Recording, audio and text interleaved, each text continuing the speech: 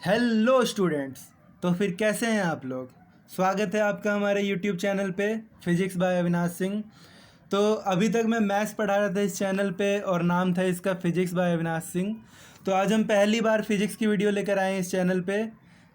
Class 10th science का chapter 12 electricity, जो कि फ़िज़िक्स का चैप्टर है। तो फिर आज हम इसके बारे में जानेंगे और काफ़ी अच्छे से जानेंगे इलेक्ट्रिसिटी के बारे में।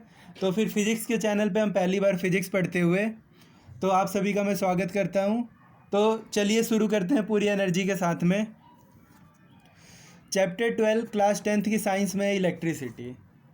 तो इलेक्ट्रिसिटी को पढ़ने से पहले हम कुछ और चीज़ों के बारे में हमारा जानना ज़रूरी है।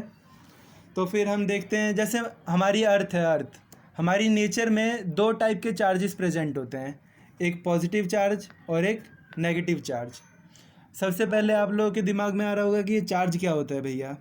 तो फिर देखो मैं बताता हूँ चार्ज क्या होता है। मैटर तो सुना होगा ना, मैटर जैसे दुनिया की कोई भी चीज़ है, ये पन्ना जिस पे मैं लिख रहा हूँ, आपके पास जो फ़ोन है जिसमें ये वीडियो देख रहे हो आप, या फिर ये पेन, ये सारी चीज़ें मैटर हैं।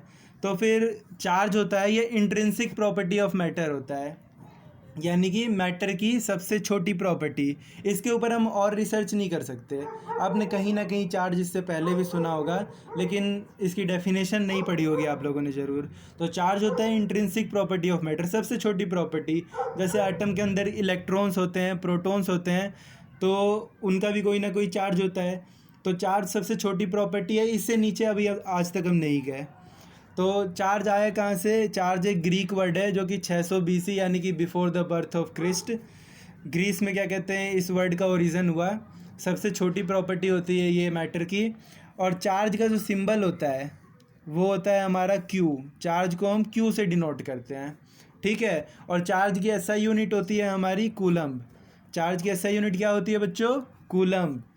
चार्ज दो टाइप के होते हैं, पॉजिटिव और नेगेटिव। ये नेचर में ये दोनों टाइप के चार्ज एग्जिस्ट करते हैं। ये मैंने आप लोगों को ऊपर ही बता दिया था कि चार्ज दो टाइप के होते हैं, पॉजिटिव चार्ज और नेगेटिव चार्ज। तो मेरे ख्याल से यहाँ पे आप लोगों को चार्ज क्लियर हो गया होगा कि चार्ज क्या होता है। जैसे मान लीजिए मैं हूँ, हमारे ऊपर न्यूट्रल चार्ज होता है, ठीक है। हमारे ऊपर क्या होता है, न्यूट्रल चार्ज। मान लीजिए मेरे ऊपर ये चार्ज की एसआई यूनिट क्या है, कूलम। मेरे ऊपर 10 कूलम का चार्ज है, आपके ऊपर 20 कूलम का चार्ज है। तो यही चार्ज होता है, हमारे ऊपर नहीं होता चार्ज, हमारे ऊपर न्यूट्रल चार्ज होता है। चार्ज होता है जो हमारी करंट फ्लो करती है ना, उनमें चार्ज होता है, वो अभी हम आगे समझेंगे। तो दो टाइप के चार्जेस होते हैं नेचर में, पॉजिटिव और नेगेटिव। अब चार्जेस का कोई ना कोई प्रॉपर्टी भी होती होगी। तो फिर सब अच्छे से जानते हैं कि लाइक्स रिपेल करते हैं, यानी कि पॉजिटिव पॉजिटिव एक दूसरे को क्या दूर भगा देंगे, रिपेल कर देंगे।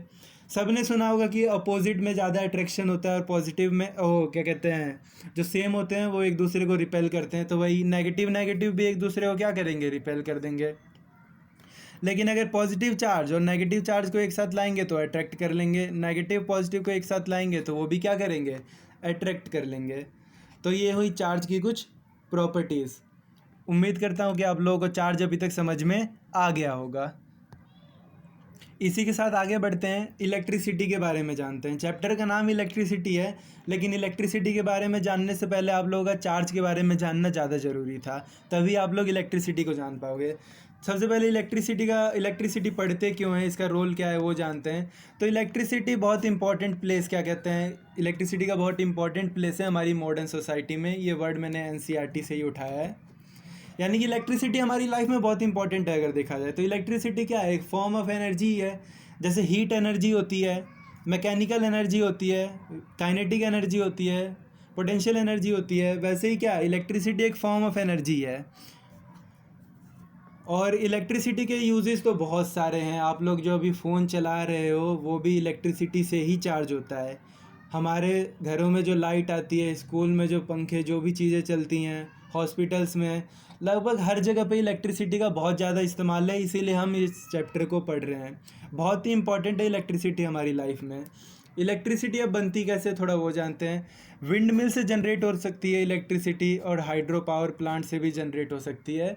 ये आप लोगों के चैप्टर में नहीं है, लेकिन विंड मिल जैसे हवा चलती है तो काइनेटिक एनर्जी होती है, तो फिर बहुत बड़े बड़े विंड मिल लगाए गए होते हैं, यानी कि पंखे लगाए गए होते हैं, तो वो घूमते हैं और इस काइनेटिक एनर्जी को क्या पोटेंशियल एनर्जी में चेंज कर देते हैं और फिर वो इलेक्ट्रिकल एनर्जी में चेंज हो जाती है।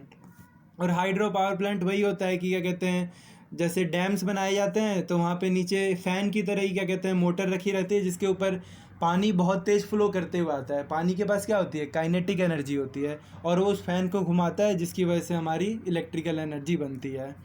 तो ये तो हो गई इलेक्ट्रिसिटी जनरेट कैसे होती है, यूज़ कहाँ पे होता है क्या। अब इसके आगे पढ़ें कि रियलिटी में इलेक्ट्रिसिटी क्या होती है, असलियत में इलेक्ट्रिसिटी क्या होती है। कभी कभार थोड़ी ज़बान फिसल जाती है मेरी। तो फिर इस चैप्टर में जो हमें इलेक्ट्रिसिटी पढ़ना है वो हम अभी से शुरू करेंगे। ये थोड़ा बहुत इंट्रोडक्शन हो गया था इलेक्ट्रिसिटी के बारे में। तो देखिए इलेक्ट्रिसिटी होती क्या है। इलेक्ट्रिसिटी है हमारा flow of charge in electric circuit, ठीक है। इलेक्ट्रिक करंट भी हम इसे कह सकते हैं। इलेक्ट्रिसिटी इलेक्ट्रिक करंट एक ही बात है, लेकिन डेफिनेशन इलेक्ट्रिक करंट की एक परफेक्ट अभी मैं नीचे बताऊंगा आप लोगों को। तो इलेक्ट्रिसिटी क्या है, फ्लो ऑफ चार्जेस। अभी चार्ज हमने पढ़ा क्या होता है, तो उन्हीं या नेगेटिव पॉजिटिव होते हैं, सबको मालूम है। तो उन्हीं का जो फ्लो होता है ना इलेक्ट्रिक सर्किट में, वो होती है हमारी इलेक्ट्रिसिटी।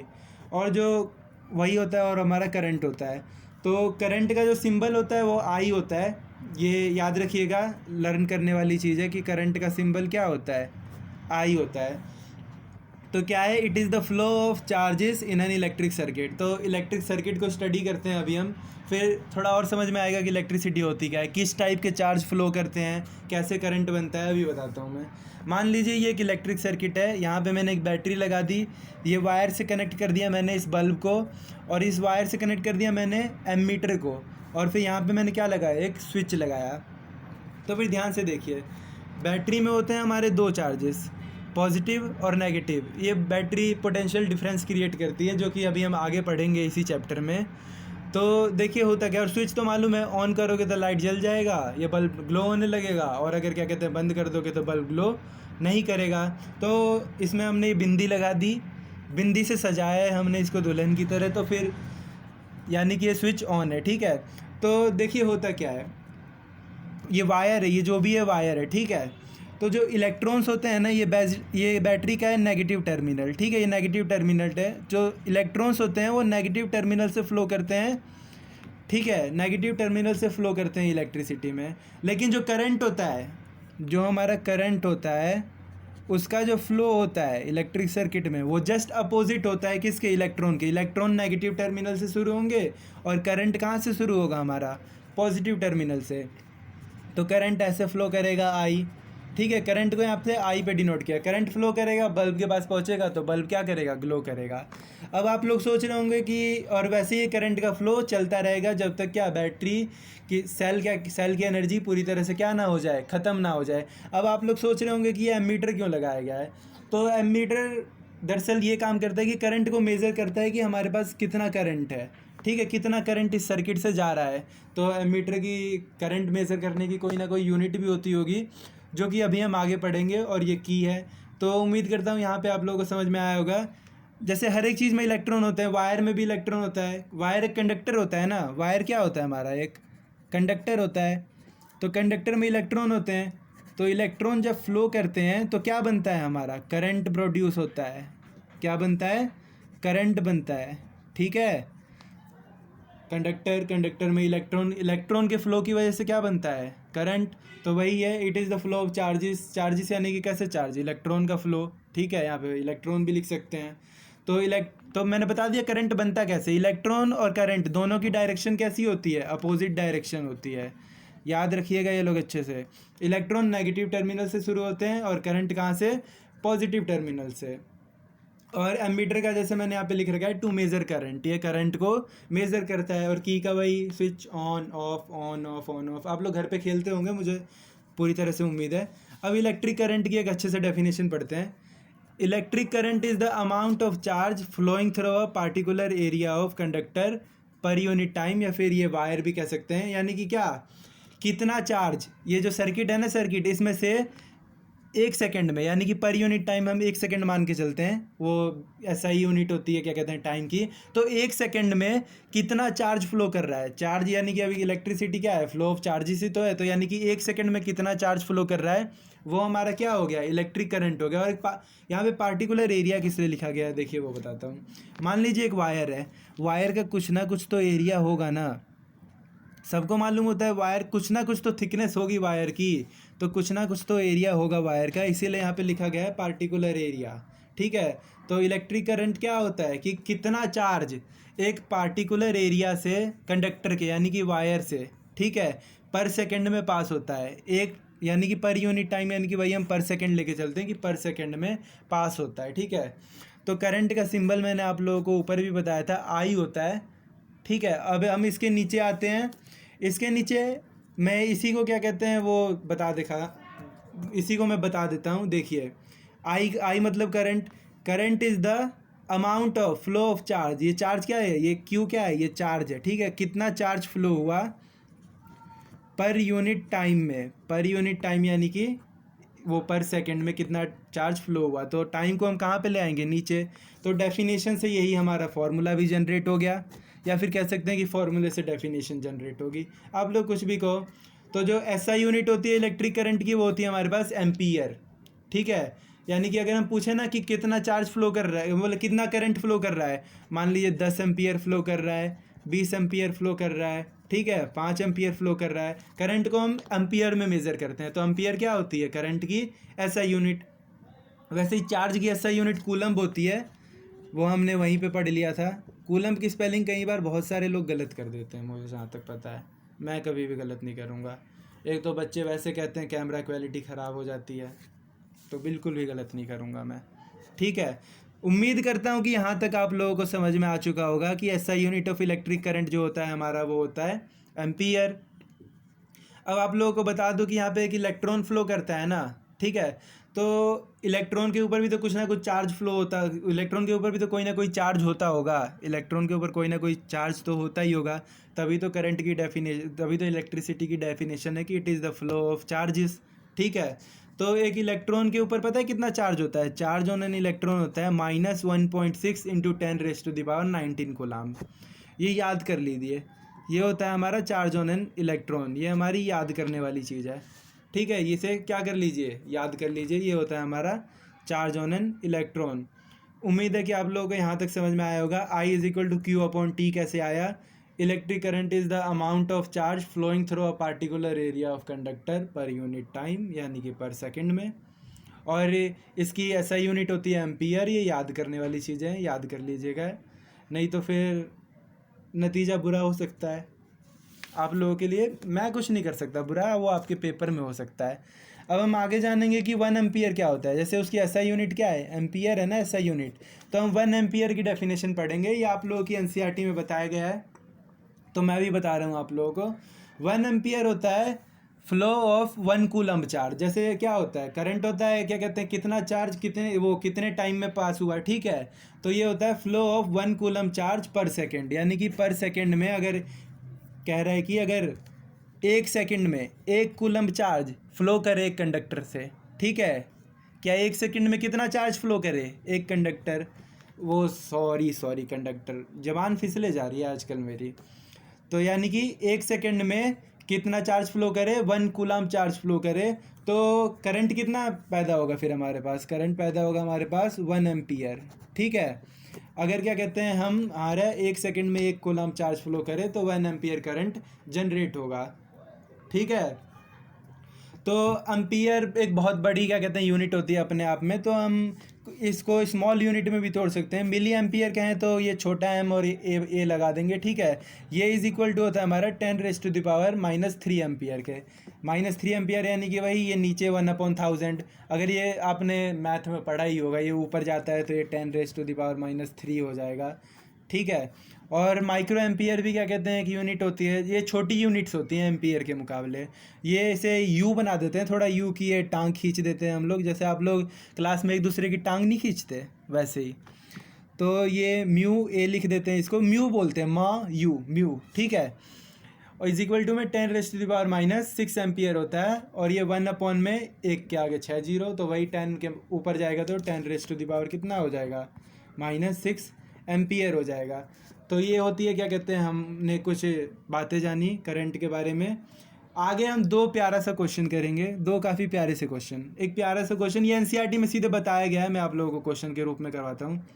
कह रहा है कि find the amount of electrons flow in 1 coulomb charge. मान लीजिए ये एक वायर है आप लोगों के पास, ठीक है, ये क्या है, एक वायर है। अगर इसमें से 1 कूलम चार्ज फ्लो कर रहा है, कितना चार्ज फ्लो कर रहा है, जो क्यू फ्लो करता है, जो इलेक्ट्रॉन हम लेके चलते हैं कि फ्लो करता है। हमने बता दिया था करंट कहाँ पे फ्लो करता है, इलेक्ट्रॉन के अपोजिट फ्लो करता है, ये बात मत भूल जाना। पॉजिटिव से क्या कहते हैं, नेगेटिव टर्मिनल की तरफ करंट फ्लो करता है, और नेगेटिव से पॉजिटिव की तरफ इलेक्ट्रॉन फ्लो करता है। देख लो, मैं यहाँ पे दिखा भी देता हूँ, करंट पॉजिटिव से नेगेटिव की तरफ और इलेक्ट्रॉन नेगेटिव से पॉजिटिव की तरफ, ठीक है। तो क्या कह रहा है कि अगर ये 1 कूलम चार्ज फ्लो करेगा तो कितने इलेक्ट्रॉन फ्लो करेंगे, यानी कि एक इलेक्ट्रॉन के पास कुछ चार्ज होता है तो 1 कूलम चार्ज फ्लो करेगा तो कितने इलेक्ट्रॉन फ्लो करेंगे उसी टाइम पे।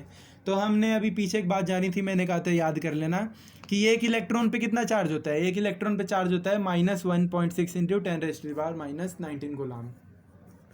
तो अब हमें अमाउंट निकालना है, यानी कि हमें इलेक्ट्रॉन निकालने हैं। तो यहाँ पे हमें माइनस से कोई मतलब नहीं है, क्योंकि अगर आप कोई चीज़ लोगे, जैसे आप 1 किलो चावल लोगे तो उसे आप नेगेटिव में नहीं लेके जा सकते, ठीक है। जैसे पानी फ्लो करता है ना नदियों में, वैसे ही हमारा करंट भी फ्लो करता है।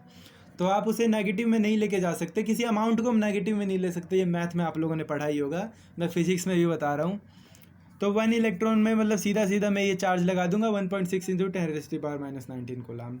अब देखो, मैं थोड़ा इसे दैट सिंप्लाइज करके इधर ले आया, तो क्या मैं इसे 1 × 1.6 × 10⁻⁻19 कूलम लिख सकता हूँ, इज इक्वल टू ये 1 इलेक्ट्रॉन का चार्ज। इलेक्ट्रॉन को मैं ई के ऊपर ये माइनस लगा के डिनोट करता हूँ, ये सिंबल होता है इलेक्ट्रॉन का, ठीक है।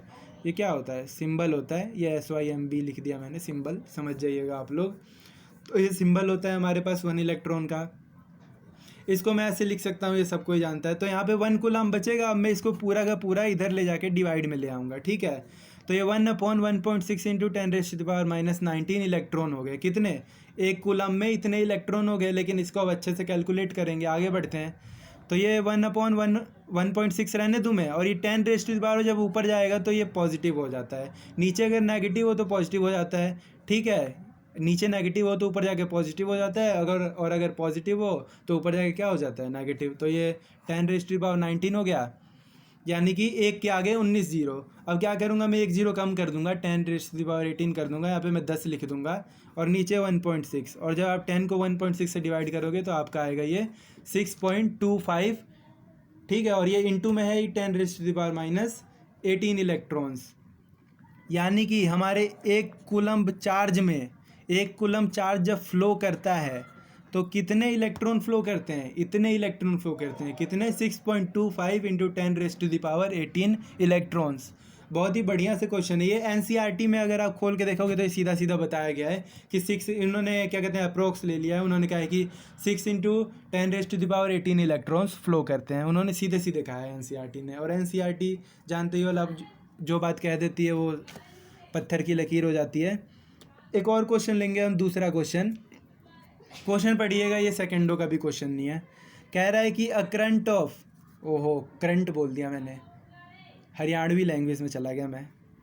A current of 0.5 ampere is drawn by an electric bulb for 10 minutes, ठीक है। इन्होंने कहा, यानी कि एक जो बल्ब है ना, बल्ब वो कितना करंट लेता है, 0.5 एम्पियर का करंट लेता है, कितनी देर तक लेता है, 10 मिनट्स तक। क्या कहा इसने, find the amount of electric charge flows through the circuit, यानी कि चार्ज कितना फ्लो किया, यानी कि मुझे क्या निकालना है, क्यू निकालना है। कैपिटल क्यू लिखने की आदत होगी आप लोगों की, तो कैपिटल क्यू निकालना है।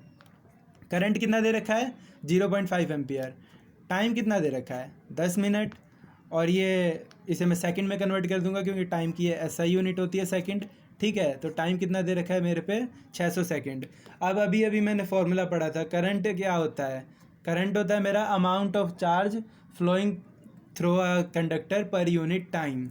तो I इज इक्वल टू क्या, Q/T, यानी कि I is equal to amount of charge flowing through conductor per unit time.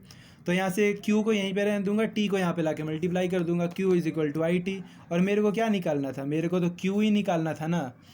I की वैल्यू कितनी दे रखी है, 0.5, और टाइम कितना है 600 सेकेंड। मल्टीप्लाई कर दोगे आप लोग 300 आ जाएगा। उम्मीद है आप लोगों को मल्टीप्लाई करना आता होगा। तो 300 कूलम्ब आया, कितना चार्ज फ्लो हुआ 300 कूलम्ब, ये हमारा आंसर आ गया। उम्मीद करता हूँ कि आप लोगों को ये लेक्चर ज़रूर पसंद आया होगा। हमारे इस चैनल पे पहला फिज़िक्स का चैप्टर का सबसे पहला लेक्चर। तो इसी के साथ इस लेक्चर को हम ख़त्म करते हैं। इसके अगले लेक्चर में लेकर आएंगे हम वो क्या कहते हैं उसको, electric potential and potential difference. तब तक के लिए पढ़ाई करते रहें और मुझे सपोर्ट करते रहें। All the very best.